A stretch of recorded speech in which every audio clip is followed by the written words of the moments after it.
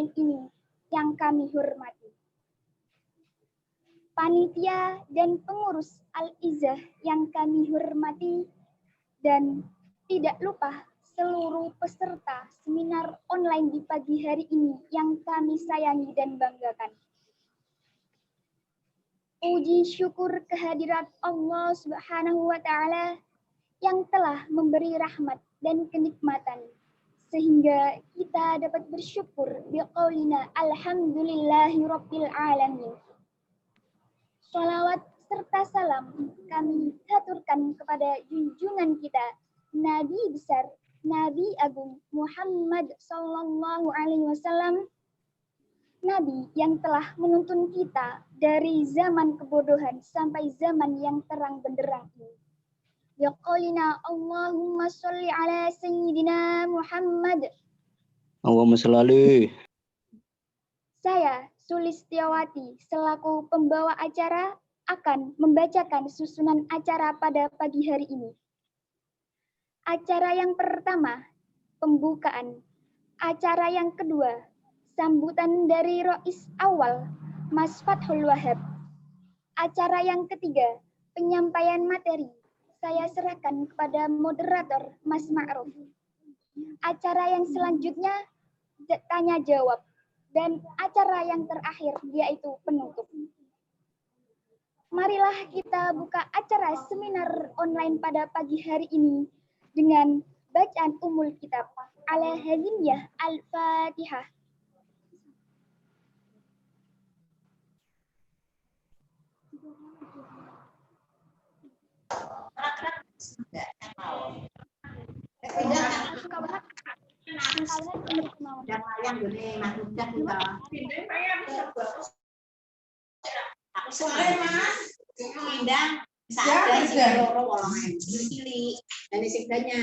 di sini loro 18.000.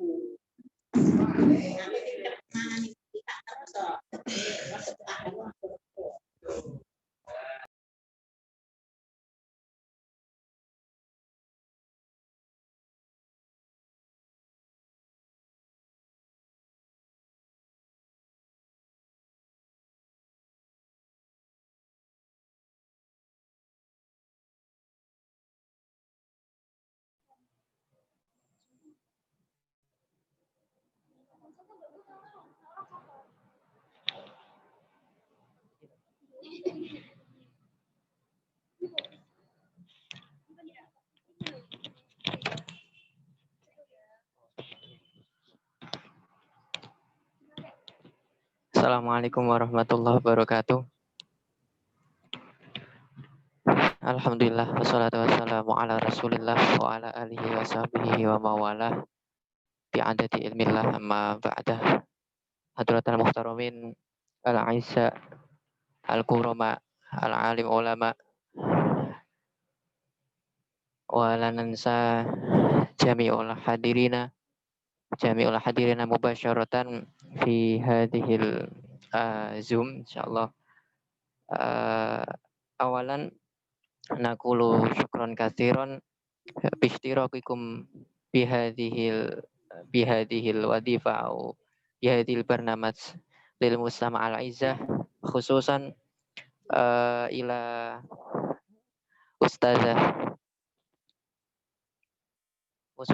ustazah Tri Pujiati wa ustazah Nujmun Niswah alatani qad ausa'at waqtahuma li barnamaj al-izzah hadhihi sobah al-mubarakah insyaallah. Thumma naqulu afwan katsiran idza wujidat al-khata'at fi hadhil barnamajina allati nusyahidu al-an amamana. Naqulu bihaqqil istighfa wa kuntu muwakilatan aniz zumara'il izzah naqulu afwan katsiran. Sanian naqulu syukran katsiran ila hadratikum jami'an al-mushtarikuna fi hadhil barnamaj. Asallahu ayyaj'ala barnamijana hadha yaj'alana majlisatana hadza insyaallah mubarakah wa nafi'atan fil ulum wal hikam fid dini wad dunya wal akhirah. Narju anil manfaatil kasirah hatta barnamijana muli'a bil barakah wal ulum wal hikam insyaallah. Yumkin naktafi bihada. Al-muhim naqulu syukran katsiran ila hadratikum jami'an alladzi qad hadartum qad syahidtum barnamijana hadhihi ma'a Ustadzah Puji wa Ustadzah Nikmah. Wa barnamijul akhar abil barnamijul al-mustamirah sanal sa-al-ulki ila muratabil awqat. Naktafi bihada nasta'fikum bihaqqil istifa. Assalamualaikum warahmatullahi wabarakatuh.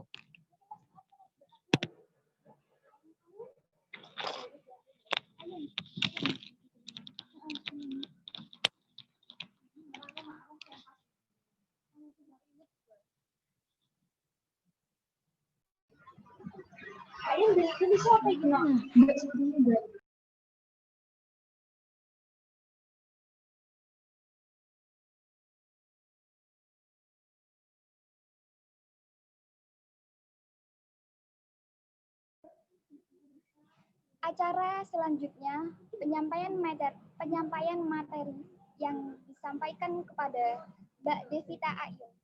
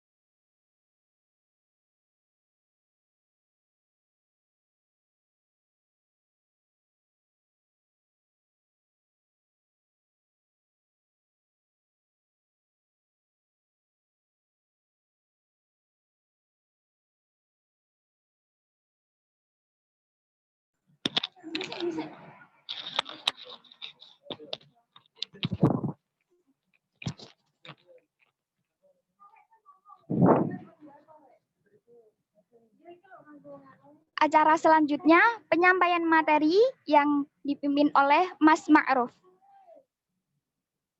Tempat dan waktu saya persilahkan.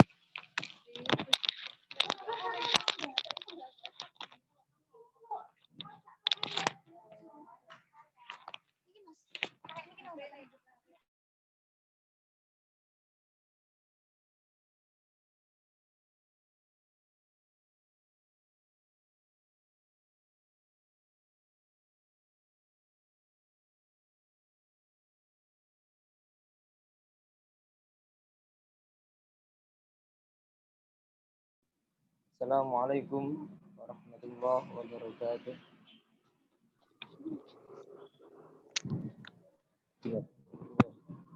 Waalaikumsalam warahmatullahi wabarakatuh.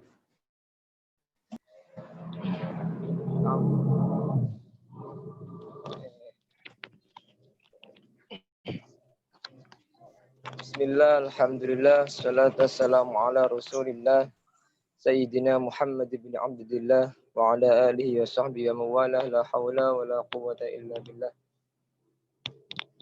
Rabbi syurah li sadri Rabbi syurah li sadri wa yassir li amri wa halul 'uqdatam min lisani yafqahu qawli amin amma ba'd. Yang saya hormati Rais Am Al-Azzah, beliau Mas Mas Ainur Rozak, yang saya hormati narasumber kita pada hari ini dalam acara seminar yang telah hadir bersama kita, beliau Ibu Nujumun Niswah dan juga Putri Pujiati yang alhamdulillah bisa hadir di tengah-tengah kita, menyapa kita bersama, yang semoga diberi kesehatan oleh Allah selalu dan semoga diberi kelancaran rezeki, kelancaran ibadah dan kelancaran yang lain. Amin Allahumma amin. Langsung saja untuk materi pada pagi hari ini. Sebelum saya lanjutkan, saya akan membacakan kurikulum vitae dari narasumber kita pada hari ini. Yang pertama, Ibu Nujumun Niswah, Ustazah Nujumun Niswah, tempat tanggal lahir Kudus 24 November 1993. Alamat Garung Kidul RT 9 RW 1 Kaliwung Kudus. Jadi rumahnya Kudus sendiri ya. Jenis kelamin perempuan, sudah pasti.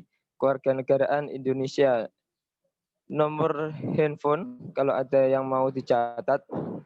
Nomor handphone 085 641 187 121. Saya ulangi 085 641 187 121. Riwayat pendidikan MI Miftahut Thulab Kudus, MTS Manbaul Ulum Kudus, MA Nurul Huda Cirebon, S1 IAIN Wali Songo Semarang, S2 UIN Sunan Kalijaga Yogyakarta. Pengalaman pekerjaan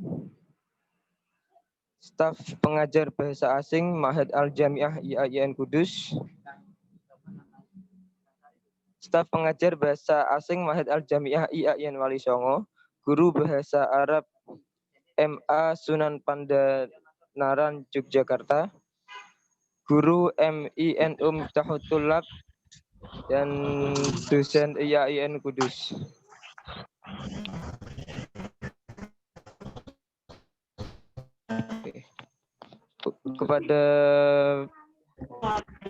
Kepada beliau Ustazah Nujumun Niswah, waktu dan tempat dipersilahkan. Tafadhali.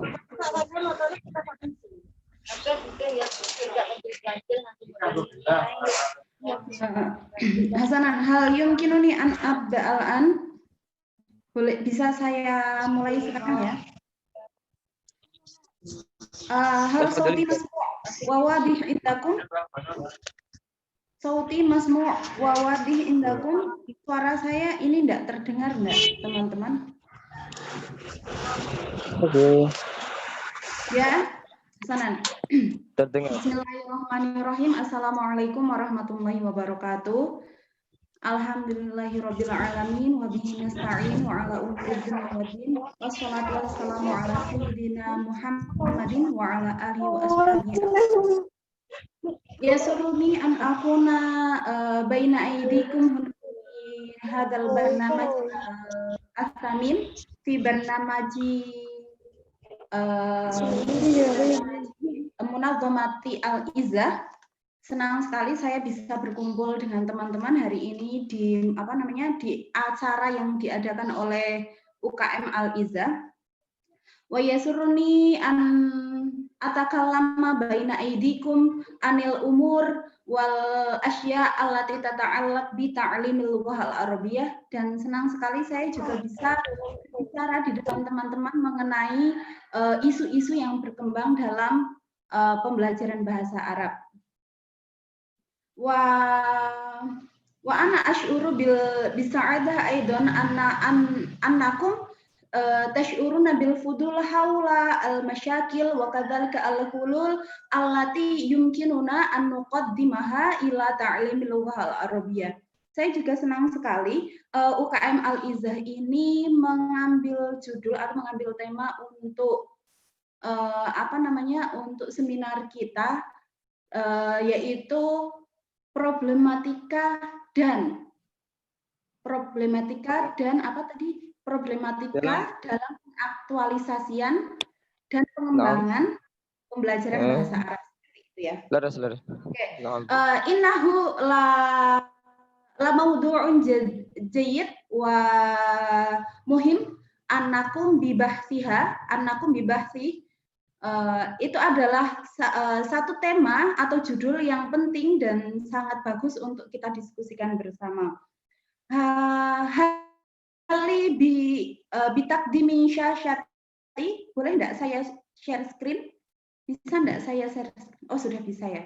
Tafadhal. Nah, bisa, Bu. Oh, sekarang masih belum bisa lagi. Oh, udah. Oh, enggak bisa lagi. Lahdah.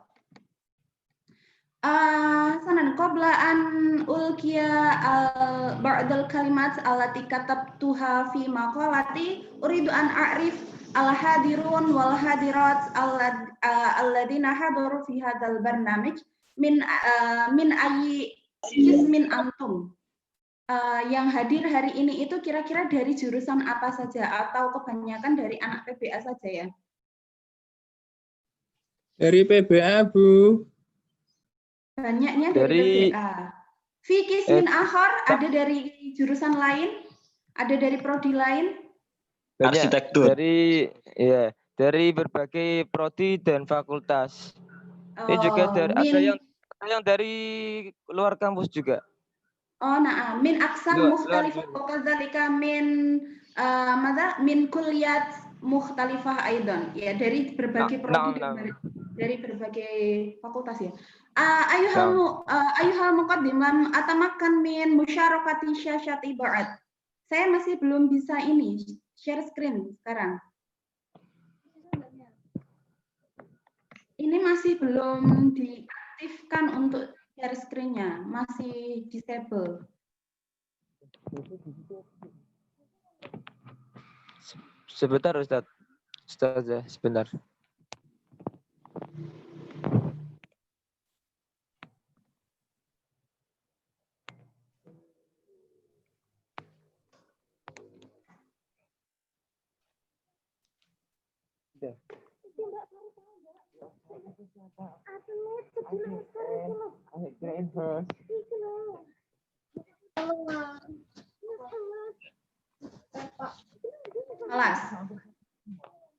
Halas, lakot tamakan tumin musyarakati asyasyah. Sudah bisa share screen. Oke. Hasanan, qabla an ulkiya maqalati uridu an wa'rifa binafsi awalan wa ana nujumun niswa laqad arrafani al-muqaddim aidan fi fil muqaddimah. Tadi juga moderator sudah memperkenalkan saya. Lakin uridukum an tata'arrafu ala hisabi ala Instagram wa ana udiru hisaban fihi muhtawayat an ta'limil lughah al-arabiyyah. Saya mengelola akun Instagram yang di dalamnya itu ada atau postingan atau konten-konten yang saya posting itu berkaitan dengan pembelajaran bahasa Arab. Wa in antum tash'uruna bil fudul haula hadzal hisab fayumkinukum an tazuru. Nanti kalau teman-teman tertarik dengan dengan akun ini, silahkan kunjungi akun saya ya. Hasanan linata'arraf ala maddatina hadzal yaum ala bahtina hadzal yaum. Kita langsung saja bahas tema kita hari ini atau materi kita hari ini. Hasanan. Tema yang diajukan oleh teman-teman Al-Izzah itu kan problematika dan dalam pengaktualisasian dan pengembangan bahasa Arab. Tapi sebelum kita mengetahui apa problematika yang melengkapi pembelajaran bahasa Arab dan solusi-solusi apa sih yang nanti kita bisa tawarkan, linata'arraf lina ta'alam kaifa nasya'a ta'limul lughah al-arabiyyah fi Indonesia wa kaifa nasyara hadat ta'lim fi baladina Indonesia. Tapi sebelum itu mari coba kita kenali dulu bagaimana pembelajaran bahasa Arab itu bisa nyampe di negara kita atau bisa berkembang di bisa berkembang di negara Indonesia. Qala ba'dul mu'arrikhin annahum lam yatamakkanu min tahdidi at-tarikh wal am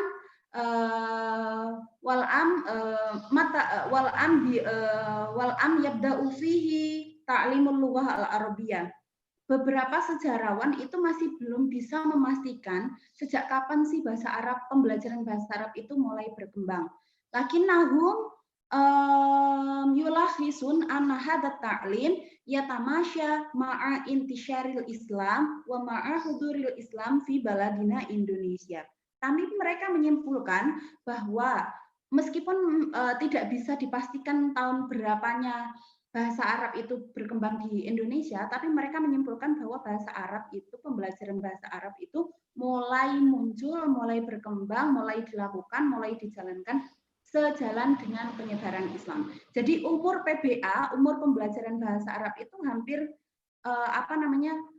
sama dengan umur penyebaran Islam di negara kita ini. Wa kaifa ahdafu hadat ta'lim fi awali zuhurihi atau fi awali nasyatihi. Lalu bagaimana sih tujuan pengajaran bahasa Arab ini di awal kemunculannya atau di awal perkembangannya? Inna ahdafa ta'limi li hadhil lughah fi awali zuhuriha hiya tatamakana minal muslim min iqamati al-a'mal ad-diniyah al-khassah lahum. Jadi tujuan pengajaran bahasa Arab pada zaman dahulu ketika pertama kali muncul atau pertama kali mulai diajarkan itu adalah untuk memenuhi kebutuhan keagamaan seorang muslim. Itu tujuan awal pengajaran dari bahasa Arab. Jadi untuk memenuhi kebutuhan keagamaan seorang muslim. Lalu apa materi-materi yang diajarkan? Materi-materi yang diajarkan karena memang tujuannya untuk memenuhi kebutuhan keagamaan, maka materi-materi yang diajarkan aswar allati yaqra'uha al-muslim fi sholawatihi wa kadzalika ad-du'a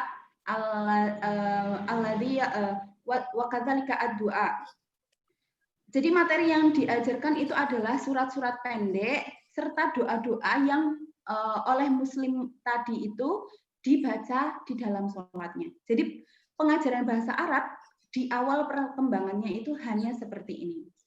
Lalu bimururil waqt yatatawwaru hadat ta'lim ila aghradin katsirah. Tapi seiring berjalannya waktu, kemudian bahasa Arab itu berkembang. Tujuan pengajaran bahasa Arab itu berkembang. Innahu layak tasir bi al-lughah allati yatimmu istikhdamuha al-muslim fi a'mali dinihi. Dia tidak terbatas sebagai bahasa yang digunakan oleh seorang muslim dalam kegiatan peribadatannya, akan tetapi bahasa Arab itu juga mulai dipelajari sebagai alat untuk memahami atau mempelajari agama. Kalau tadi di awal kemunculannya karena bahasa tulis menulis itu masih belum diminati oleh orang Indonesia, atau pada awal kemunculannya karena orang Indonesia itu masih belum bisa tulis menulis, maka tujuan pengajaran bahasa Arab itu hanya sebagai bahasa peribadahan. Akan tetapi setelah orang Indonesia sudah mulai kenal tulis menulis, lalu tujuan pembelajaran bahasa Arab itu mulai berkembang sebagai alat untuk memahami atau mempelajari agama. Kemudian setelah bahasa Arab itu berkembang menjadi alat untuk mempelajari agama, Kemudian ada beberapa instansi atau sekolah yang mulai mengembangkan bahasa Arab itu bukan hanya sebagai alat untuk mempelajari agama, akan tetapi al-lughah al-arabiyyah yatimu istikhdamuha kawasilatin litawassul bainan nas. Litawassul bainan nas fi buldan mukhtalifah. Tapi bahasa Arab itu juga mulai digunakan sebagai media atau alat untuk berkomunikasi antar orang, untuk berkomunikasi dengan berbagai orang, dengan orang-orang dari berbagai negara. Wal'an fi asrina hada yatimu tatawwurul lughah al-arabiyyah ka maddatin min mawadin dirasiyatin fi manhaj ad-dirasi lada al-madaris ar-rasmiyah.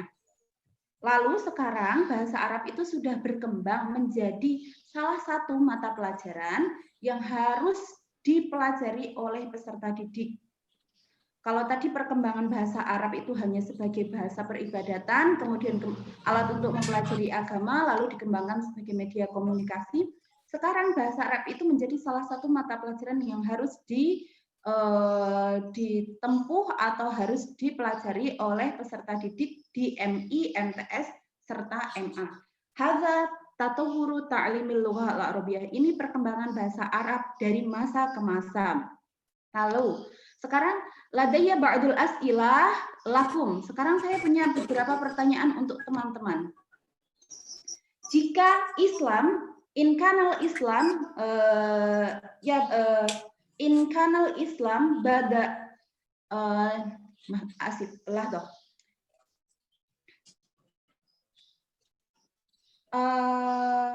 In kanal Islam yabda'u nashruhu fi al-qarni asabi. Jika Islam itu mulai menyebar di Indonesia pada abad ke-7, sudah berapa lamakah bahasa Arab itu diajarkan kira-kira? Kalau sekarang itu abad 21, jadi berapa lama bahasa Arab sudah diajarkan? Lama sekali ya. Jadi berapa abad? 7 sampai sekarang 21, sekitar 14 abad. Kalau bahasa Arab sudah diajarkan selama 14 abad, mal injazat allati yatimmu tahqiquha hadzal ta'lim. Lalu apa saja pencapaian-pencapaian yang telah diraih oleh pembelajaran bahasa Arab ini? Kira-kira apa pencapaiannya? Ada tidak pencapaiannya? Ataukah bahasa Arab itu masih belum ada pencapaiannya sama sekali? Ataukah bahasa Arab itu dikatakan sebagai, ataukah pembelajaran bahasa Arab itu dikatakan sebagai pembelajaran yang masih gagal? Ada tidak kira-kira pencapaiannya? Ada enggak kira-kira pencapaiannya? Ada, Bu. Ya pasti ada. Pasti ada. Banyak. Meskipun banyak, kasir jiddan. Nahnu lam nakdir ala ta'allumi al-kutub at-turasiyah ilam yata'allam mudarrisuna al-arabiyyah bisyaklin jayyid.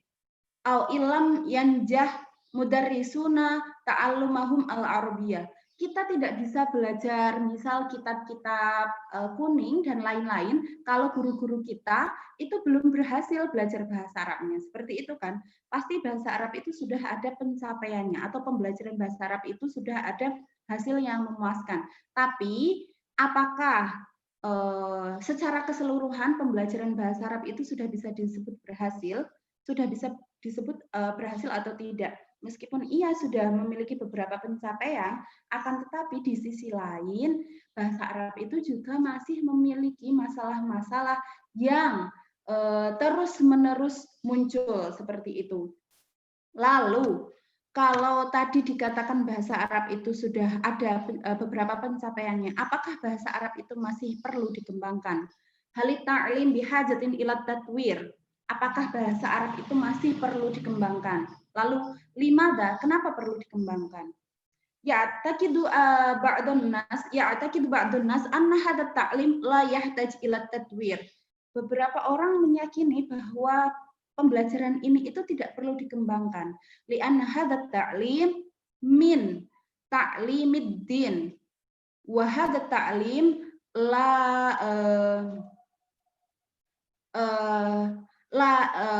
yahsur mu'jabuhu fi usurin mukhtalifah. Dan menurut mereka pembelajaran bahasa Arab ini tidak akan kehilangan penggemarnya meskipun waktu itu telah berganti gitu. Karena pembelajaran bahasa Arab ini adalah salah satu pembelajaran yang masuk dalam kategori Islamic Studies atau kajian Islam. Jadi dia tidak akan kehilangan penggemarnya. Jadi menurut mereka, menurut sebagian orang tadi, pembelajaran bahasa Arab itu tidak perlu dikembangkan. Tapi saya pengen tanya kepada teman-teman di sini yang hadir, hal ta'limul lughah al-arabiyyah bihajatin ila tatwir. Apakah pembelajaran bahasa Arab itu perlu dikembangkan atau tidak? Kira-kira perlu atau tidak, teman-teman? Sangat Kira-kira perlu. pembelajaran sangat perlu. Sangat perlu. Nah, Ya Ustazah. Limada yahtaj hada ta'lim ila tatwir. Kenapa pembelajaran ini memerlukan pengembangan? Agar pengetahuan kita sesuai dengan pengetahuan yang sekarang. Agar pengetahuan kita sesuai dengan pengetahuan yang sekarang. Hunaka sababani ro'isani wa muhimmani allaza ittakhadtuhuma li ijabati hadaini as-su'ala ini.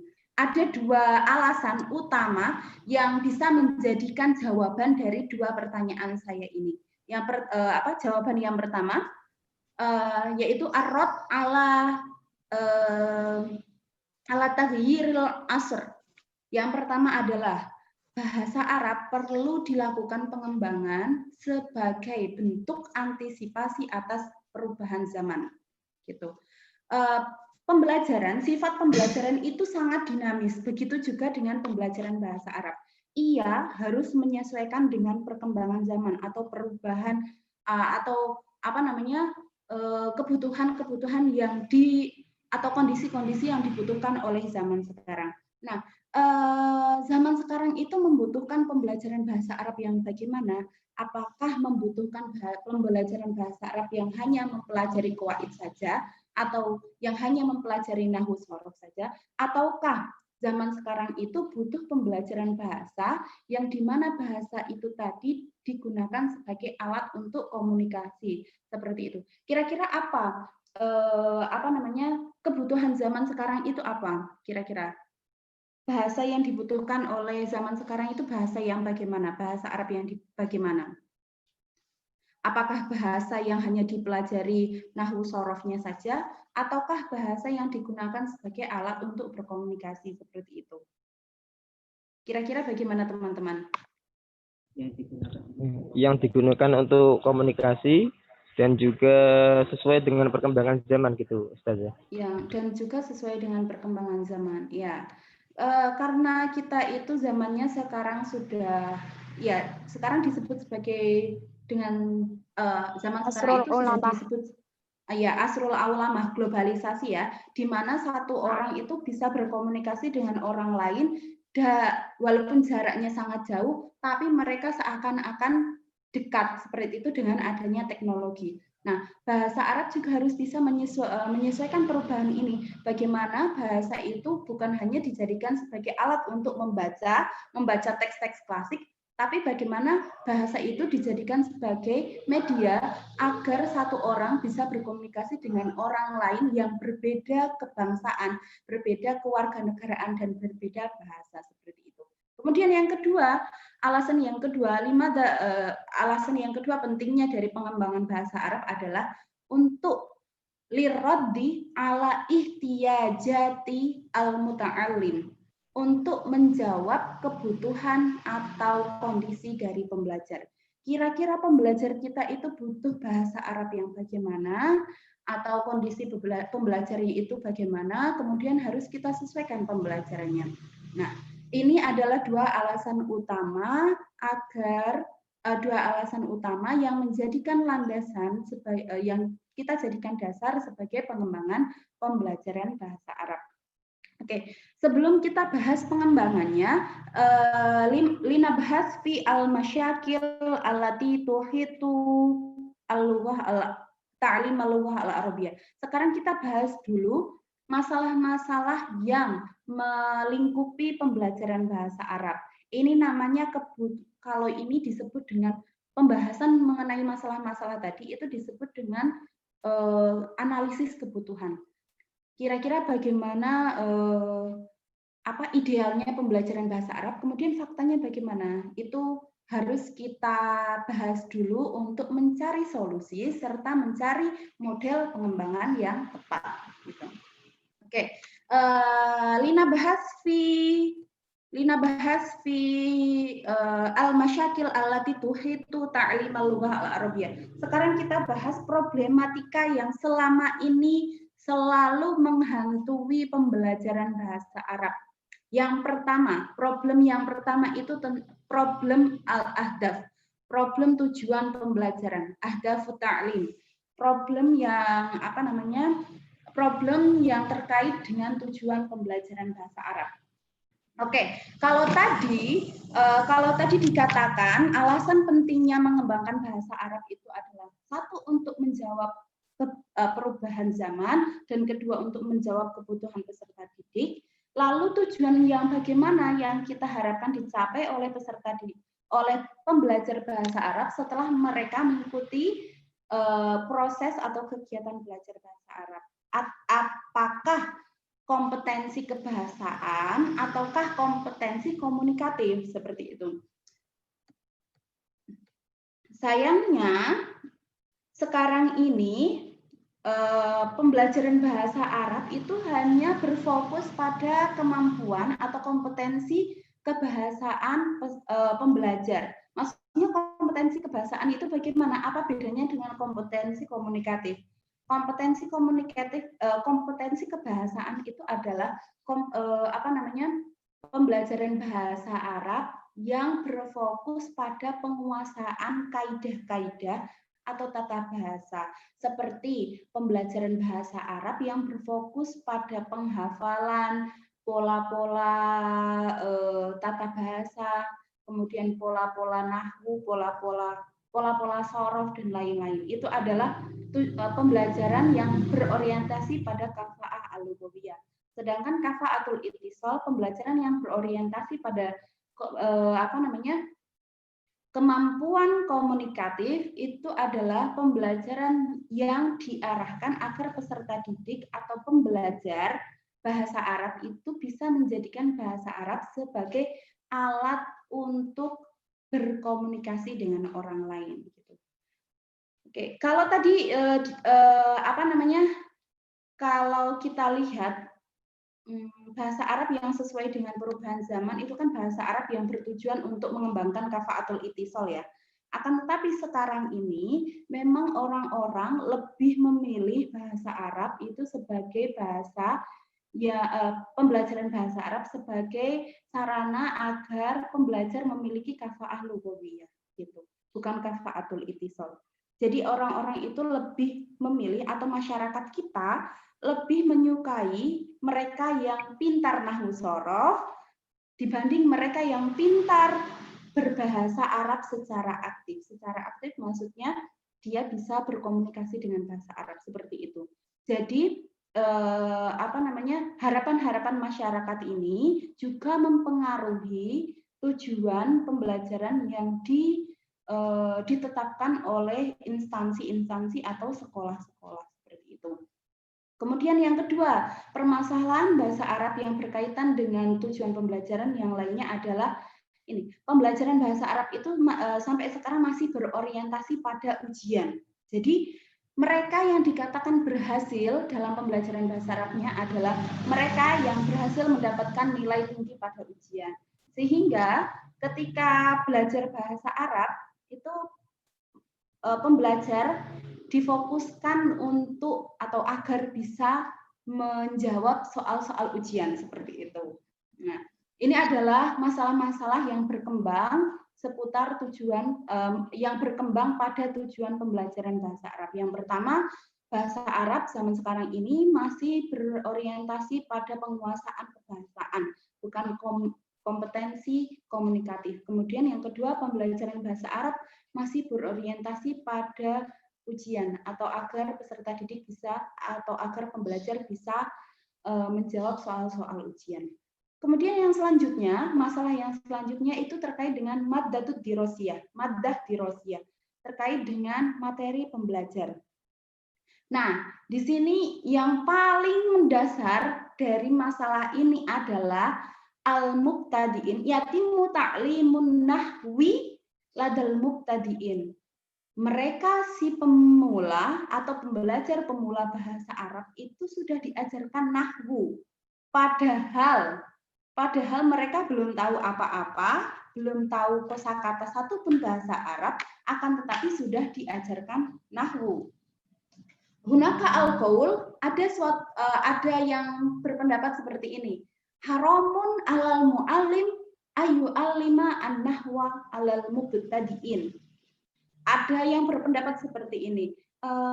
Haram, guru itu sangat diharamkan untuk mengajarkan nahwu bagi pemula. Karena apa? Karena mereka menganggap pembelajaran bahasa Arab itu sama dengan pembelajaran bahasa pertama kita atau pembelajaran bahasa ibu. Di awal kita belajar bahasa ibu dulu pada saat bayi, pada saat usia 1 sampai 2 tahun atau 1 sampai 4 tahun, kita itu tidak pernah diajarkan tata bahasa Indonesia kan. Nah, belajar bahasa Arab pun demikian, tidak boleh tata bahasa diajarkan terlebih dahulu. Boleh diajarkan ketika mereka sudah cukup menguasai keterampilan berbicara serta mendengar. Setelah itu mereka boleh diajarkan nahwu, tapi ketika mereka masih pemula, mereka tidak boleh diajarkan nahwu sama sekali. Akan tetapi kalau kita lihat lihat faktanya, sekarang beberapa sekolah itu memang masih mementingkan atau mengunggulkan pembelajaran nahwu daripada pembelajaran keterampilan berbahasa yang lainnya. Kemudian yang kedua, tema-tema pembelajaran tidak relevan dengan kehidupan pembelajar. Misal, teman-teman sekarang kuliah di IAIN, maka tema-tema yang dibutuhkan teman-teman adalah tema-tema yang berkaitan dengan kegiatan akademik gitu ya. Berarti mungkin tema-tema yang dibutuhkan adalah fil jami'ah atau fil maktabah, kemudian fil fasal, al-munaqasyah fil fasal, diskusi di kelas dan lain-lain. Akan tetapi mungkin ada beberapa tema yang tidak sesuai dengan kehidupan teman-teman atau yang tidak relevan dengan kehidupan teman-teman sebagai mahasiswa. Misal tema-tema yang berkaitan dengan misal tema-tema yang berkaitan dengan persaingan global dan lain-lain gitu. Itu kan tidak sesuai dengan kebutuhan teman-teman sebagai mahasiswa gitu. Kemudian di MI kita bisa lihat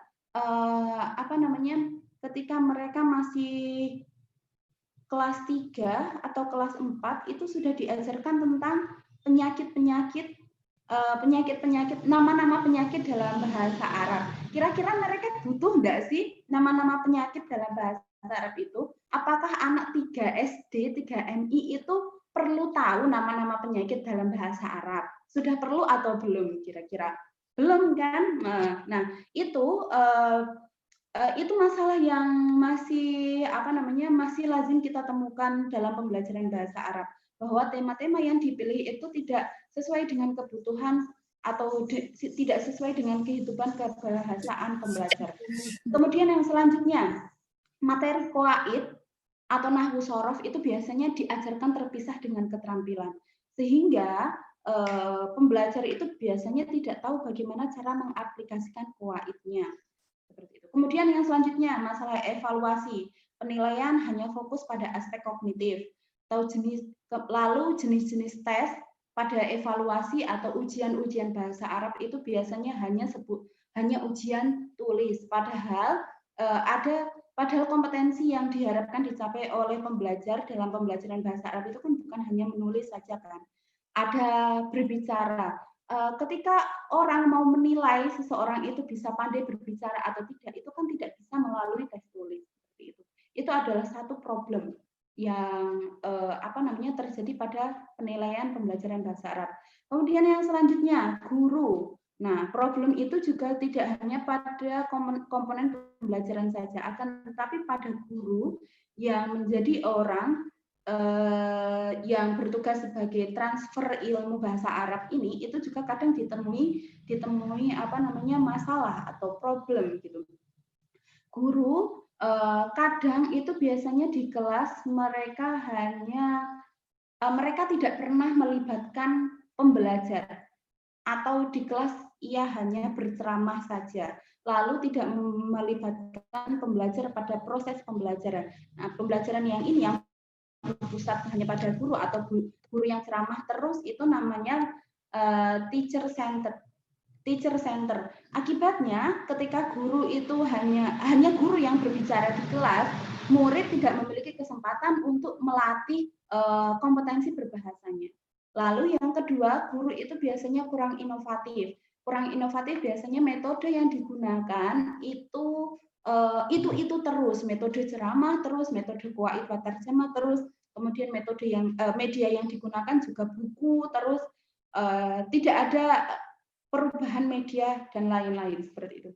Kemudian yang selanjutnya, ini yang paling penting, guru itu kadang kurang memotivasi. Maksudnya guru itu kurang memotivasi yang bagaimana? Guru yang kurang memotivasi itu gurunya yang bagaimana?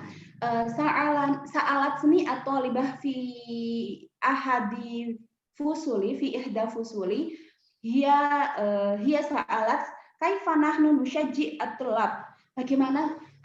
Dulu saya pernah ditanya oleh salah satu mahasiswi tentang bagaimana sih cara kita memotivasi peserta didik seperti itu.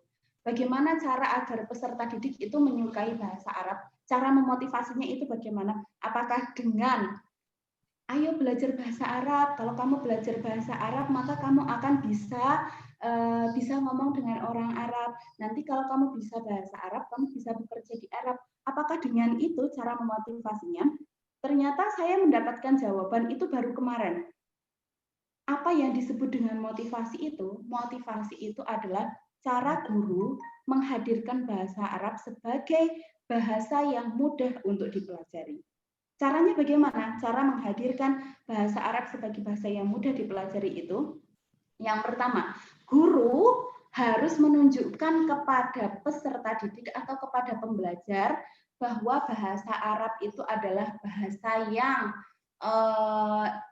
yang tidaklah sulit, melalui ia selalu berkomunikasi dengan bahasa Arab. Nah, kalau guru itu terus-terusan ngomong pakai bahasa Arab, kemudian pembelajarnya itu kan akan memiliki kesan, wah kalau orang ngomong pakai bahasa Arab itu keren ya, saya pengen deh jadi kayak guru saya itu. Nah, itu cara memotivasinya, cara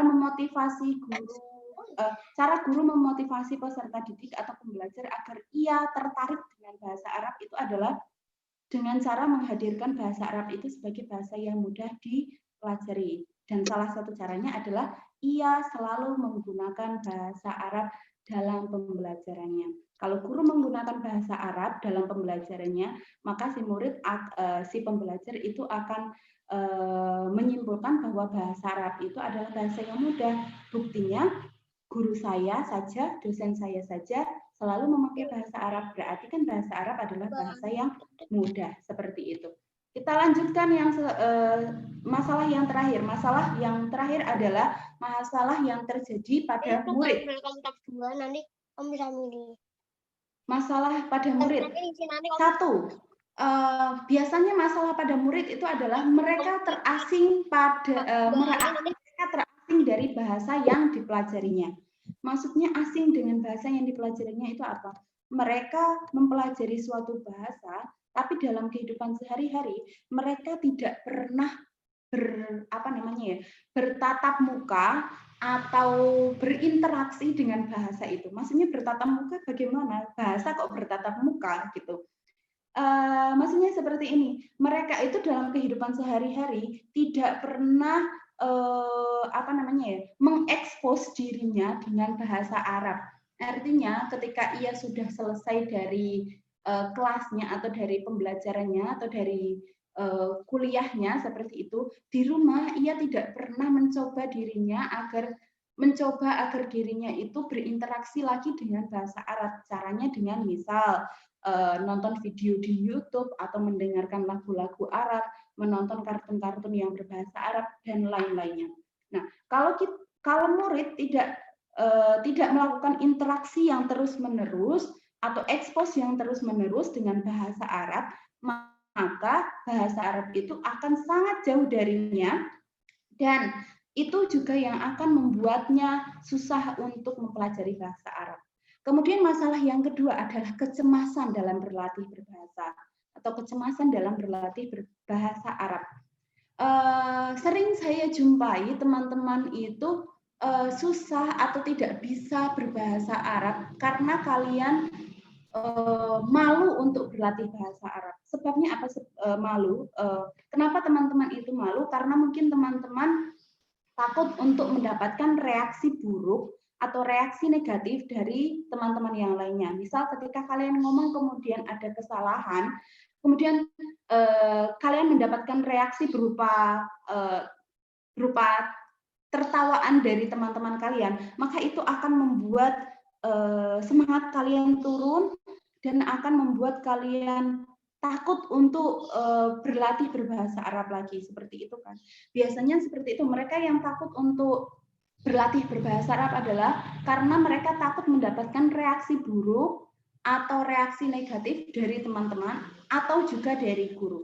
Jadi daripada mendapatkan reaksi negatif tadi, lebih baik saya diam saja. Itu yang sering terjadi dengan mahasiswa PBA dan mahasiswa yang lainnya. Daripada saya dinilai buruk atau dinilai tidak bisa, mending saya diam saja. Nah, ini adalah masalah-masalah yang sering terjadi pada pembelajar atau terjadi pada murid-murid yang belajar bahasa Arab. Mereka tidak berhasil mempelajari bahasa Arab karena mereka tidak mau mencoba berlatih. Kenapa tidak mau mencoba berlatih? Karena itu, takut mendapatkan reaksi buruk atau reaksi negatif, seperti itu. Kita lanjutkan. Lalu apa sih solusi-solusi yang bisa kita kembangkan untuk mengatasi masalah-masalah tadi yang saya sampaikan? Ladayya ba'du al-iktirahat lituhilla hadhil mushkilat.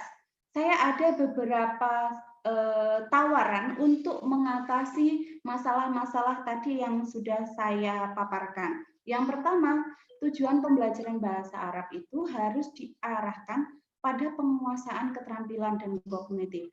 Jadi tidak hanya kognitif saja, tidak hanya penguasaan nahwu shorof saja, akan tetapi harus juga ada penguasaan keterampilan. Keterampilan itu yang bagaimana? Ya, pembelajaran bahasa Arab itu tidak hanya pembelajaran yang di dalamnya peserta didik difokuskan pada pembelajaran nahwu shorof, akan tetapi juga diajarkan bagaimana cara menulis serta cara berbicara dengan bahasa Arab. Kemudian, pembelajar pemula difokuskan pada pengajaran keterampilan. Al-muta'alim al-mubtadi la yajuzu lil muta'alim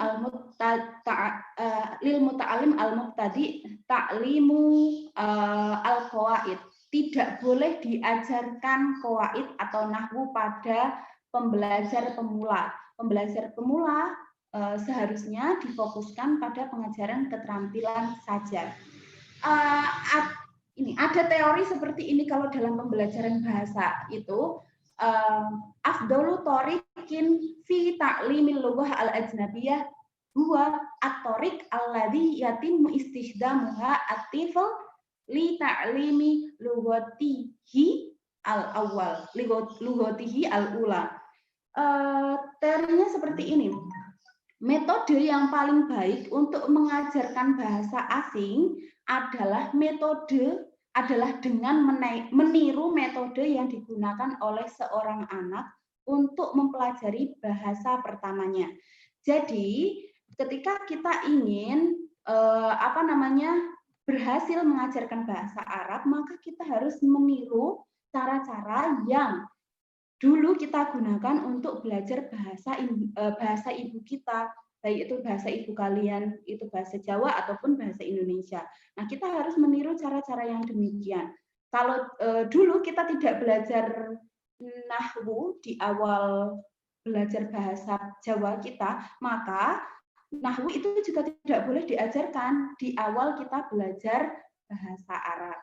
Kemudian yang selanjutnya, nahwu diajarkan secara terintegrasi dengan keterampilan berbahasa. Jadi nahwu itu tidak boleh diajarkan secara terpisah, tapi ia harus diajarkan secara bersamaan dengan keterampilan berbahasa. Kemudian materi atau tema-tema pembelajaran itu harus disesuaikan dengan kebutuhan kebahasaan pembelajar. Kira-kira apa yang dibutuhkan oleh mahasiswa, kira-kira apa yang dibutuhkan oleh anak MA atau SMA, tema-tema apa yang mereka butuhkan, itu harus kita sesuaikan. Kemudian yang selanjutnya, materi atau jenis-jenis evaluasi itu harus menyelaraskan kompetensi yang dinilai. Jika kompetensi yang kita nilai adalah kompetensi berbicara, maka jenis penilaiannya itu jangan tertulis. Tapi seperti misal penilaian praktik, penilaian penilaian proyek, penilaian pengamatan dengan cara mengamati dan lain-lain. Kemudian pemilihan media. Kalau tadi biasanya masalah yang terjadi dalam pembelajaran bahasa Arab itu adalah media yang digunakan adalah media itu saja atau seperti media buku gitu, maka media yang harus kita kembangkan di sini adalah media yang mudah dijangkau kembali oleh pembelajar ketika mereka sudah selesai mengikuti kelas. Kira-kira apa sih media yang bisa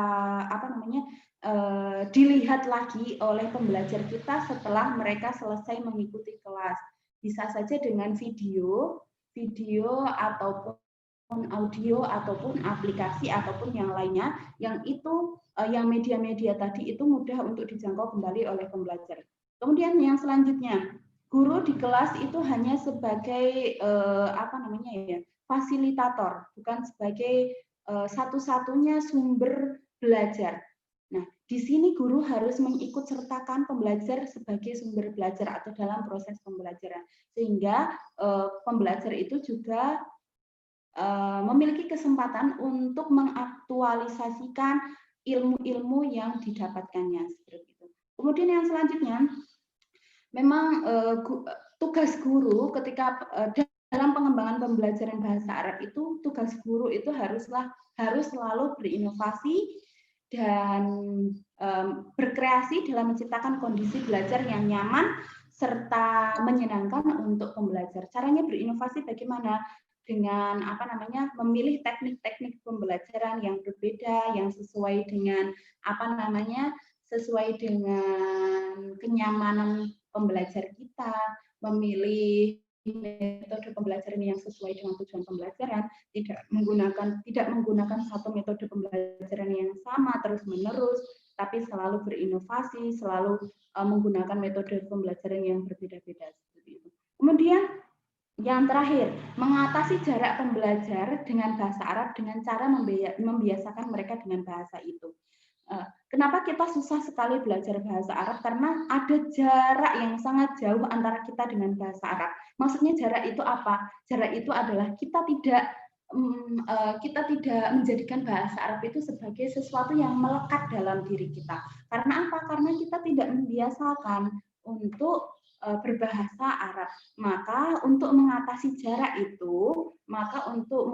jarak agar pembelajaran bahasa Arab itu berhasil adalah dengan cara membiasakan peserta didik dengan bahasa Arab dan dengan cara mengekspos pembelajar atau peserta didik secara terus-menerus dengan bahasa Arab. Oke, sekian adalah kafani at-taqdim wa kafani taqdimu maqalati al-basithah. Saya cukupkan dulu penyampaian makalah saya. Wa yumkinukum an tatrahu al-as'ilah ilayah. Nanti teman-teman boleh boleh bertanya kepada saya mengenai materi-materi yang tadi saya sampaikan. Syukran ala husni istima'ikum wa husni ihtimamikum linastamirra fil jaulah ataliyah. Mari kita lanjutkan dengan termin yang selanjutnya. Wassalamualaikum warahmatullahi wabarakatuh. Waalaikumsalam warahmatullahi wabarakatuh. Syukron li ustazah. Waalaikumsalam.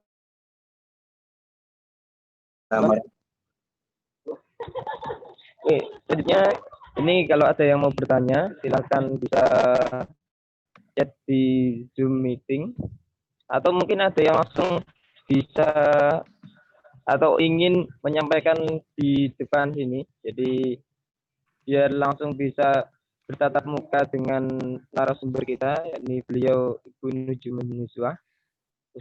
Ladaya soal li mudabbir hadal barnamaj. Ini Bu Puji ada enggak? Ini belum ada konfirmasi lanjutan, Bu. Mungkin ini berhalangan hadir. Seperti itu. Jadi kita fokuskan satu narasumber dulu. Oh, hasanan. Tafadhol.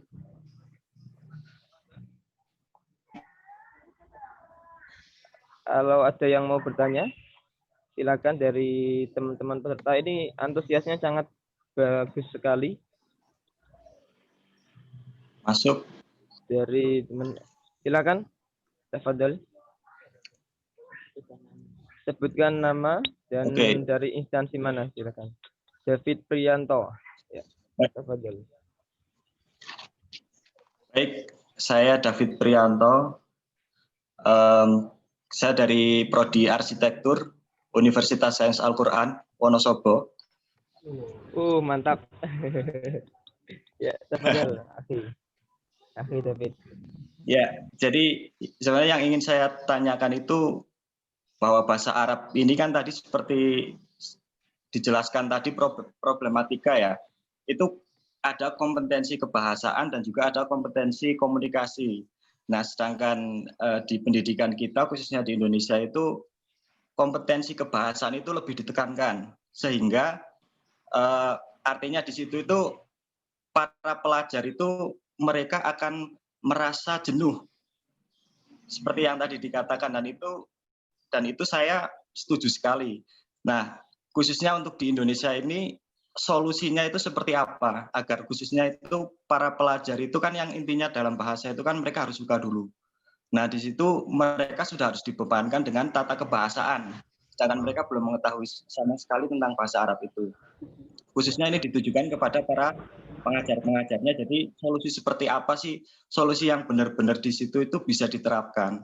Nah, kemudian itu pertanyaan yang pertama. Kemudian pertanyaan yang kedua itu khususnya untuk yang awam ya, yang awam belum pernah, maksudnya mereka itu awam dengan bahasa Arab, kemudian sejauh apa sih atau minimal itu yang harus dikuasai tentang bahasa Arab di zaman sekarang itu seperti apa? Karena kan tidak mungkin kita harus mempelajari semuanya begitu. Mungkin itu saja. Terima kasih. Langsung dijawab Ustazah Nujum atau bagaimana, Ustaz? Ada pertanyaan, tampung dulu. Atau kita tampung dulu?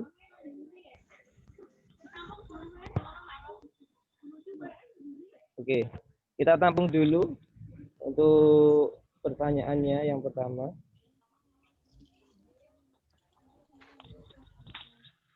Ya, ini ada pertanyaan selanjutnya dari Akhi Ilham, Muhammad Ilham Multazam dari program studi Akhlak Tasawuf dari instansi IAIN Kudus. Ya, jadi ini pribumi IAIN Kudus ya. Nah, oke, pertanyaannya saya bacakan. Assalamualaikum warahmatullahi wabarakatuh. Ingin bertanya terkait problematika pembelajaran bahasa Arab. Terkadang yang menjadi problem siswa atau mahasiswa itu belum tuntas terkait kawaidnya atau dasarnya. Langsung ada pembelajaran muhadasah. Tentunya siswa akan kebingungan melalui paparan di atas. Solusi terbaik itu yang seperti apa? Sekian dan terima kasih. Ya, jadi Ini hampir sama dengan pertanyaan Mas David tadi, Akhi David, yang poin kedua, yakni sebagai pemula ini yang harus dilaksanakan atau yang harus dipelajari itu apa dulu? Hampir sama kepada Ustazah Musa. Tafadholi. Oke. Hasanan. Saujib as-soal al-awal min as-sa'il al-awal. Sa'alani kaifa at-tariqa hatta naj'ala al-muta'allim yuhibbuna al-lugha al-arabiyyah. Bagaimana sih cara kita agar membuat peserta didik atau pembelajar itu suka dulu dengan bahasa Arab, seperti itu ya? Tadi pertanyaan yang pertama. Caranya, caranya satu, kalau menurut saya, ini jawaban menurut saya yang pertama, menjadikan bahasa Arab itu sebagai bahasa yang mudah. Guru harus menampilkan citra bahasa Arab sebagai bahasa Arab yang mudah. Lalu bagaimana cara menampilkan citra bahasa Arab yang mudah? Yang pertama, satu, jangan ajarkan qawaid dulu. Jangan ajarkan qawaid bagi pembelajar pemula. Karena apa? Qawaid dalam bahasa Indonesia itu saja susah, apalagi mereka mempelajari bahasa asing, bukan bahasa pertamanya. Kemudian yang kedua, ajarkan apa yang dibutuhkan mereka dalam konteks kebahasaannya. Ajarkan apa yang kira-kira mereka butuhkan ketika mereka akan berbicara, atau gini, ajarkan materi-materi yang dibutuhkan mereka agar mereka bisa menggunakan bahasa Arabnya itu. Kalau mereka bisa menjadi dekat dengan bahasa Arab atau bahasa Arab itu bisa digunakan dalam kehidupan mereka, maka mereka akan mulai suka atau akan timbul motivasi atau rasa suka untuk mempelajari bahasa Arab ini lebih lanjut, seperti itu. Kemudian pertanyaan yang kedua, as-soal asani malhat al-adna allati yumkinu an nata'allamaha li hadhil lugha wala yumkinuna an nata'allama jami'al mawad jami'a mawad di hadhil lugha. Ya, seperti itu ya tadi pertanyaannya. Minimal apa sih yang harus dipelajari oleh pembelajar bahasa Arab itu, karena tidak mungkin kita mempelajari semua materi bahasa Arab ya. Karena bahasa Arab itu materinya memang ada sangat banyak sekali gitu. Iya, ya, langkah awal bagi pemula seperti itu. Langkah awal ya, atau minimal apa yang bisa dipelajari gitu. Langkah awal bagi pemula yang dipelajari masih sama dengan jawaban saya yang sebelumnya.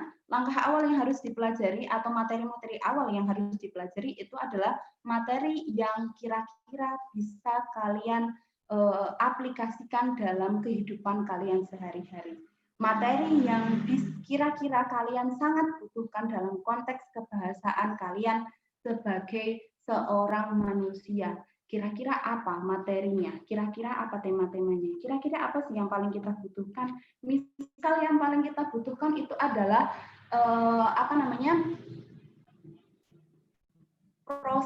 frasa-frasa yang berkaitan dengan kehidupan sehari-hari. Misal bagaimana cara meminta tolong, cara cara mengungkapkan perasaan seperti itu, ataukah misal cukup dengan kosakata yang berkaitan dengan kehidupan sehari-hari, misal kosakata tentang makan, minum, kemudian berjalan, kemudian tidur dan lain-lain seperti itu. Itu adalah materi awal yang harus dipelajari oleh seseorang. Jadi difokuskan ke kegiatan seharian gitu ya, Ustazah? Iya, kegiatan keseharian. Pembiasaannya seperti itu. Iya, pembiasaannya yang dibutuhkan dalam kehidupan sehari-hari itu saja, seperti itu. Itu langkah awalnya menurut saya gitu. Oke. Untuk penanya yang pertama itu adalah jawaban saya. Kemudian saya lanjutkan ke pertanyaan yang selanjutnya ya. Halo? Saya lanjutkan ke pertanyaan yang selanjutnya. Qawaid dulu, kita belum jelas qawaidnya, tapi sudah diajari mu'adzafah. Ya, Kita belum jelas qawaidnya, tapi sudah diajari muhadzatsah. Nah, ini kalau menurut saya ini yang menjadi problem malah. Kita itu tidak perlu belajar qawaid dulu. Kita langsung belajar cara berbicara dulu. Tapi cara berbicaranya yang bagaimana? Ya yang simpel-simpel, yang mudah-mudah gitu aja. Misal bilang saya lapar, saya haus, atau saya pengen tidur, seperti itu. Qawaid itu nanti saja diajarkannya. Metode atau teori yang saya anut untuk pembelajaran bahasa Arab itu adalah teori-teori yang mengatakan pembelajaran bahasa Arab atau pembelajaran bahasa kedua dan bahasa asing itu haruslah mengikuti cara-cara pembelajaran bahasa pertama atau pembelajaran bahasa ibu. Kalau dulu kita di awal bayi itu kan kita tidak pernah belajar qawaid ya. Jadi teman-teman juga di awal belajar bahasa Arab jangan belajar qawaid dulu, tapi belajar cara mengungkapkan keinginan-keinginan kalian dalam kehidupan sehari-hari. Seperti saya ingin makan, saya ingin minum, saya ingin tidur dan lain-lain seperti itu. Itu jawaban saya untuk pertanyaan yang kedua. Lakot intahat al-as'il, sudah selesai semua ya pertanyaannya. Fi ar-rad ada tanggapan atau fi at-ta'liq ada komentar gitu. Ya. Dari penanya mungkin ada yang ditanggapi Mas David, Akhi David wa Akhi Ilham Multazam. Ada ya. Mungkin cukup. Terima kasih buat Ustaz. Ya.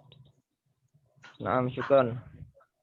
Kita lanjutkan ke pertanyaan ketiga, yakni dari Akhi Muhammad Fathur Rahman. Terima kasih. Tafadhol. Oke. Akhi Fathur Rahman, PBA IAIN Kudus.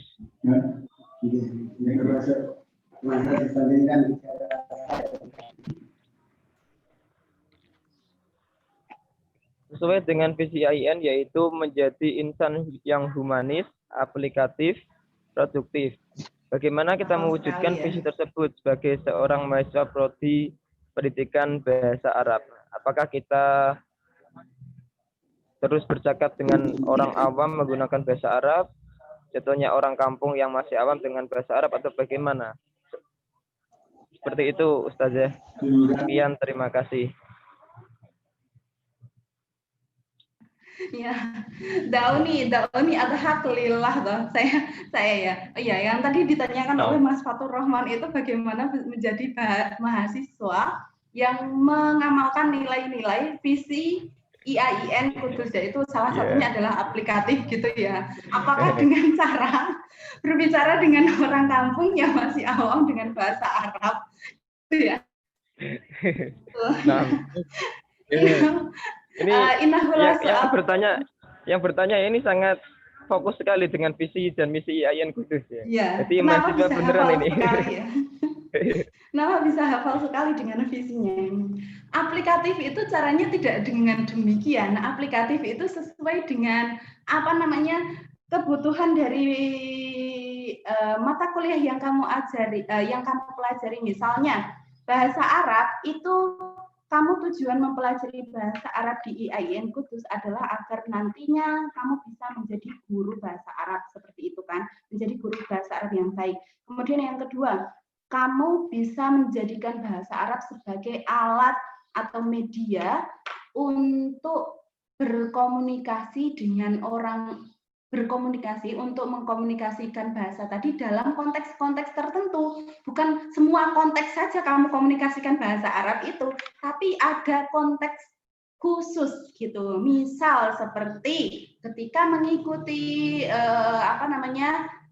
konferensi internasional atau ketika kamu berkunjung ke Timur Tengah dan konteks-konteks yang lainnya. Jadi aplikatif, yang dimaksudkan aplikatif itu tidak semua konteks seperti itu, tapi konteks-konteks tertentu yang membutuhkan komunikasi dari bahasa Arab itu ya. Gitu ya, Mas Fathur Rahman ya yang tadi tanya ya. Nggih, Bu. Syukran. Ya, gitu. Nah, kita lanjutkan ke pertanyaan selanjutnya ini dari PGMI. Hikmatun Nikmah PGMI Yayan Kudus. Problematika pembelajaran bahasa Arab yaitu pada evaluasinya. Jadi ini fokus kepada evaluasi. Guru jangan hanya mengevaluasi pada kognitif saja, tapi pada afektif dan keterampilannya. Terus bagaimana Ustazah cara mengevaluasi yang lainnya selain pada aspek kognitif? Kemudian bagaimana mengajak para siswa ataupun mahasiswa yang belajar bahasa Arab untuk aktif dalam pembelajaran, dan bagaimana cara kita sebagai pendidik untuk mengukur bahwa siswa atau pemula bisa diberi kawaid bahasa Arab. Seperti itu. Tafadhali Ustazah. Pertanyaan yang terakhir apa? Yang terakhir, bagaimana kalau kita sebagai pendidik untuk mengukur siswa yang masih pemula. Jadi tingkatannya untuk bisa dikasih materi kawaid itu tingkatan seperti apa? Seperti itu. Oke. Ya. Yang pertama, jenis evaluasi itu kan ada banyak. Evaluasi itu tidak hanya tes tulis, ada juga tes lisan. Kemudian tidak hanya mengerjakan soal, tidak hanya tes, tapi juga ada pengamatan. Kemudian ada penilaian proyek dan lain-lain. Nah, itu kita bisa gunakan untuk menilai atau menguji kompetensi berbahasa atau kompetensi keterampilan pembelajar kita atau peserta didik kita. Kalau misal kita mau menilai apakah peserta didik atau pembelajar kita itu sudah mahir berbicara, maka cara evaluasinya itu adalah dengan mengamati bagaimana ia berbicara, kosakata yang digunakan apakah itu saja ataukah ia bisa mengembangkan kosakatanya, seperti itu. Terus bagaimana pengucapannya dan lain-lain. Itu jawaban untuk pertanyaan yang pertama. Kemudian pertanyaan yang kedua, bagaimana cara agar menjadikan peserta didik itu aktif di kelas? Salah satu caranya adalah mencari atau menggunakan teknik-teknik pembelajaran yang bisa mengikutsertakan pembelajar dalam proses atau dalam kegiatan pembelajaran. Salah satunya kalau untuk bahasa Arab bisa dengan menggunakan permainan atau bisa menggunakan role playing atau apa ya namanya ini ya, bermain peran seperti itu, bercerita dan lain-lain. Itu adalah teknik-teknik yang bisa kita gunakan agar murid atau pembelajar itu bisa aktif di kelas. Kemudian yang terakhir, bagaimana cara mengukur peserta didik apakah ia pemula ataukah ia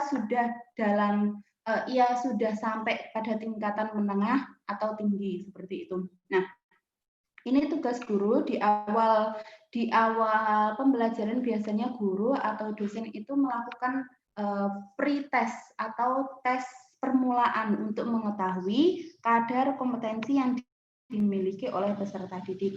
Jika ia masih pemula atau hanya memiliki sedikit pengetahuan tentang bahasa Arab, maka materi-materi nanti yang akan diajarkan untuk dia itu juga menyesuaikan pengetahuannya, seperti itu. Lalu bagaimana sih yang disebut pembelajar pemula bahasa Arab itu? Pembelajar pemula bahasa Arab itu adalah mereka yang menguasai 0 kosakata sampai 500 kosakata.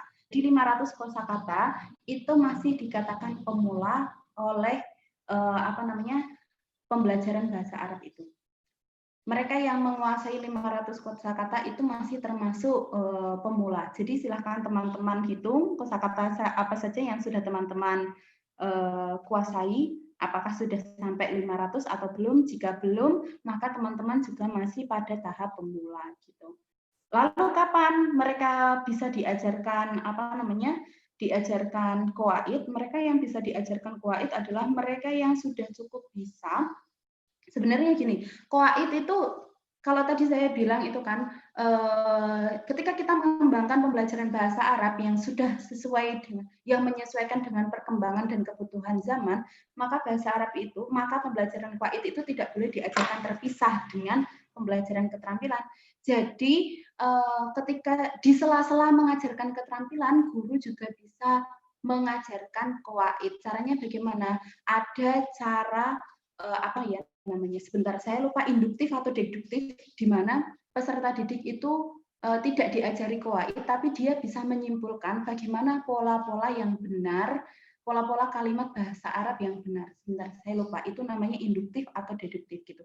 Jadi mereka tidak diajarkan qaid secara langsung, akan tetapi ini qaidnya melalui percontohan-percontohan yang dilakukan oleh guru, kemudian mereka ternyata seperti ini pola-pola yang benar dalam kalimat bahasa Arab, seperti itu ya. Laqad intahaitu minal ijabah, saya sudah selesai menjawab. Itu al-majmu'ah ilal muqaddim, silakan. Ya. Nambah satu pertanyaan Ustazah. Oh, ada satu pertanyaan lagi. Naam. Dari Rini Haryanti, PBA IAIN Kudus.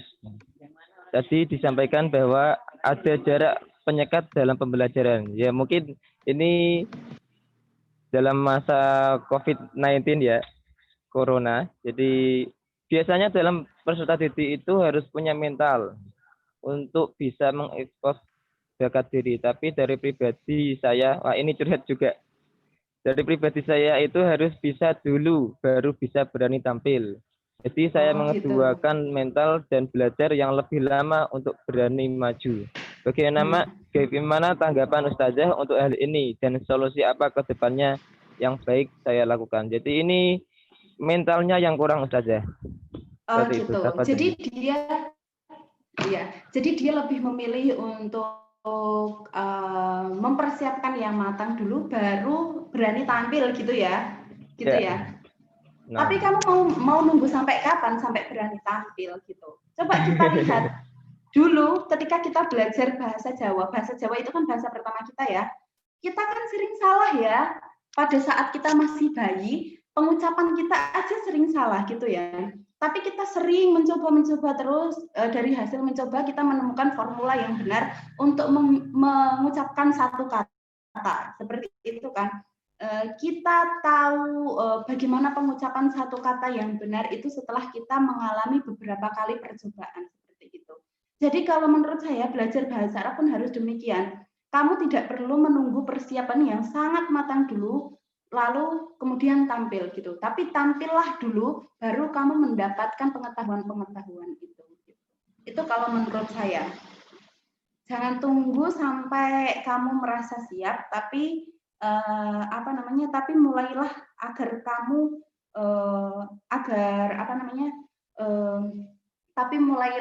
agar kamu bisa meningkatkan kompetensimu seperti itu. Jangan tunggu sampai kamu siap gitu. Karena kalau kamu siap sampai kapanpun pasti kamu tidak akan menjawab kamu tidak siap. Ya, ini jawaban dari saya. Syukron Ustazah. Syukron kasih. Ya, mungkin untuk pertemuan dan acara seminar pada ya Ustazah. Afan ya akhi. Idza baqiat al-waqt uridu an as'al. Tafadhali. Naam. Ana Devita Qurrata Ayun wa ana min qismi ta'limil lughatil arabiyyah bi Jami'ah Al-Islamiyah Al-Hukumiyah Kudus. Indi soal, bagaimana cara kita menyikapi teman-teman kita ya, memberi motivasi lah agar mereka itu tidak gugup belajar bahasa Arab.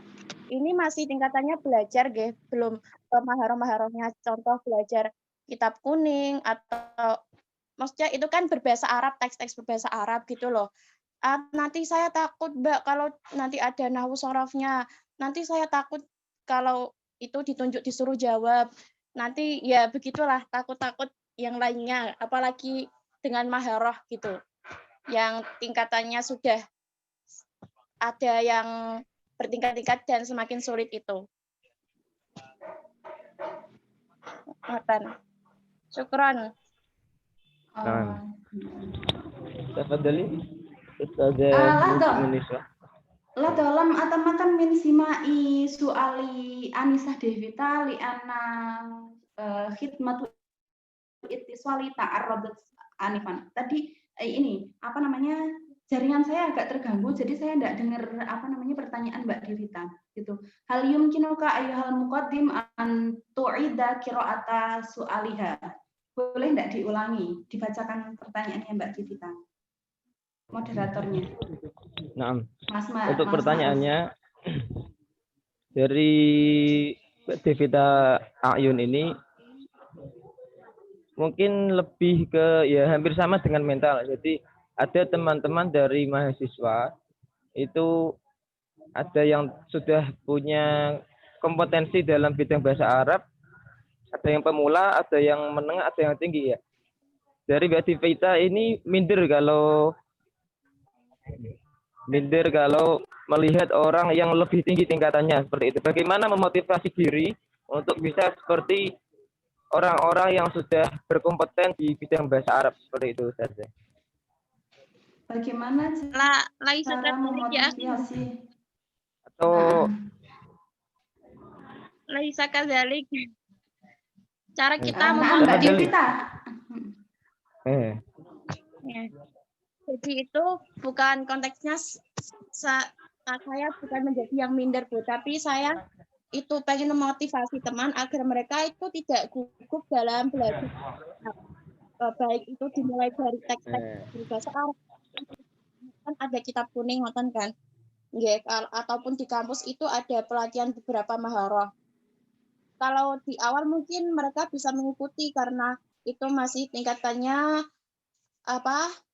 tamhidi atau pemula, ya begitu. Tapi untuk selanjutnya itu pasti mereka itu sangat gugup, minter.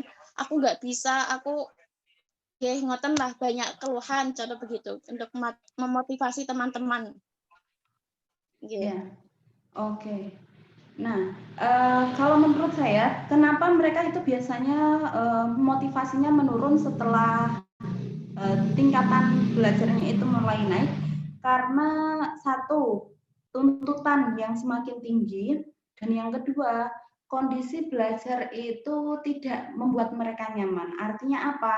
Ada teman-teman yang mendapatkan teman-teman yang bisa mengikuti tadi materi yang lebih tinggi itu mendapatkan apresiasi lebih, dan mereka yang tidak bisa mengikuti materi tingkat tinggi tadi itu tidak mendapatkan apresiasi. Itu yang membuat mereka seperti enggan untuk melanjutkan belajar seperti itu. Jadi kalau menurut saya mereka yang bisa mengikuti materi tadi atau yang masih belum bisa mengikuti materi tadi itu sama-sama mendapatkan apresiasi. Kemudian yang kedua, coba ciptakan suasana belajar di mana mereka itu tidak malu untuk berlatih, misal dengan cara berkelompok kecil-kecil seperti itu, di mana mereka itu bisa berlatih belajar tanpa dilihat oleh orang banyak dulu.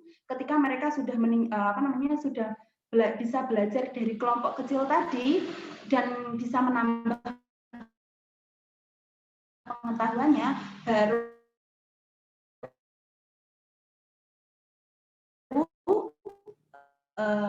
kalau menurut saya. Jadi buat kelompok atau forum-forum yang kecil-kecil dulu, kemudian baru ketika mereka sudah mulai siap dan mentalnya sudah cukup kuat, lalu belajarnya di kelompok yang lebih besar. Sekarang paham tuh, Ustazah. Oke. Syukron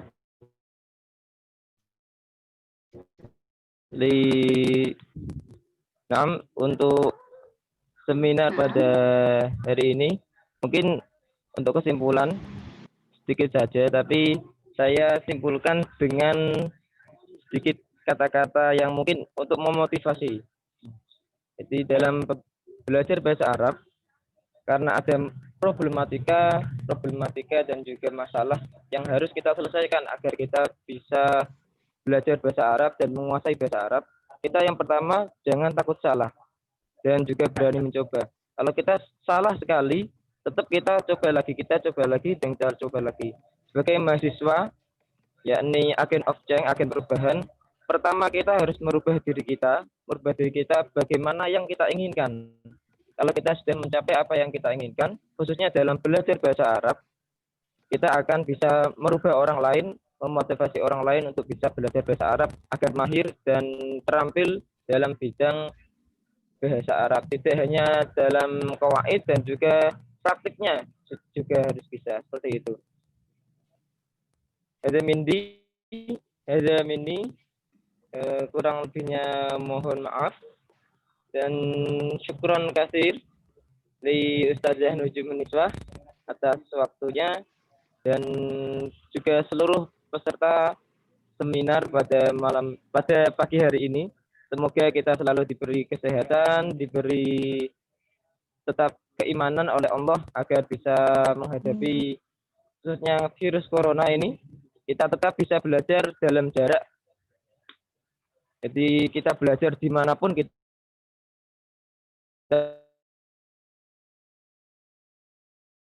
berada, bisa meningkatkan kreativitas kita, meningkatkan keterampilan kita dalam belajar bahasa Arab. Seperti itu.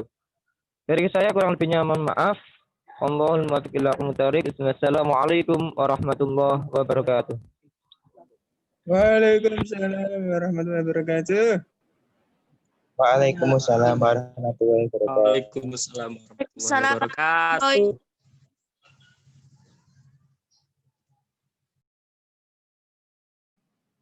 Syukran kasir da'uni ugadir hadhil majmu'ah. Ya, terima kasih semuanya. Maaf, syukran Ustazah. Terima kasih, Bu. Sehat-sehat ya, Bu ya. Mohon untuk semua mengaktifkan videonya masing-masing.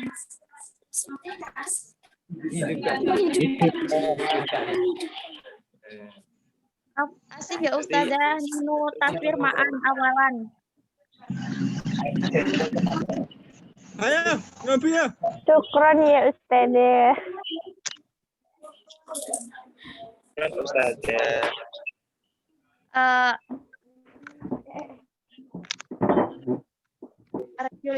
Ma'an.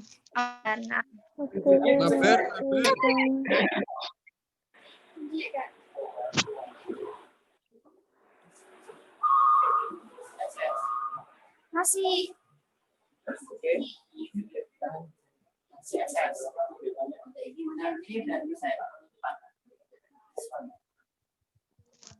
Usahanya kapan, Kak?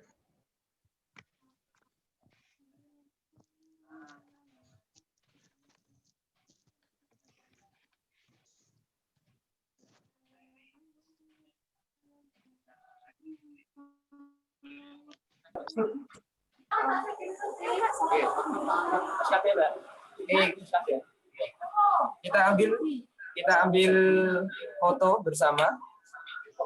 1, 2, 3. Oke, sekali lagi dengan ini kita belajar kita belajar saja. Oke, dengan pose seperti ini ya kita semangat untuk belajar. 1, 2, 3. Oke, syukran. Assalamualaikum.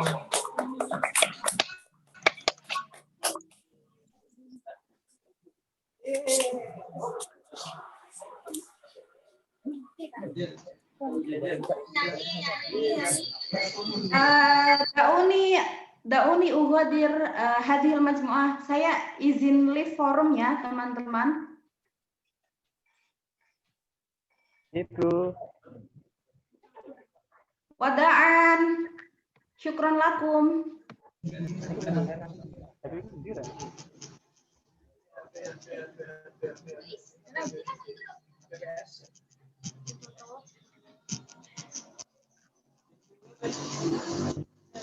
Tuh, benar tak?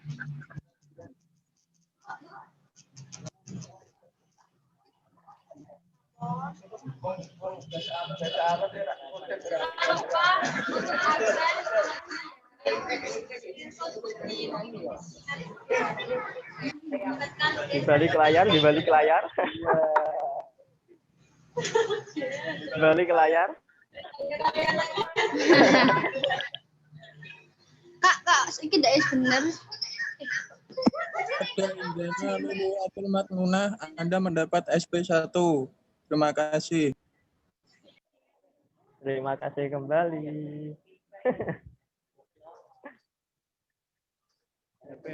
Wait. Tinggalan.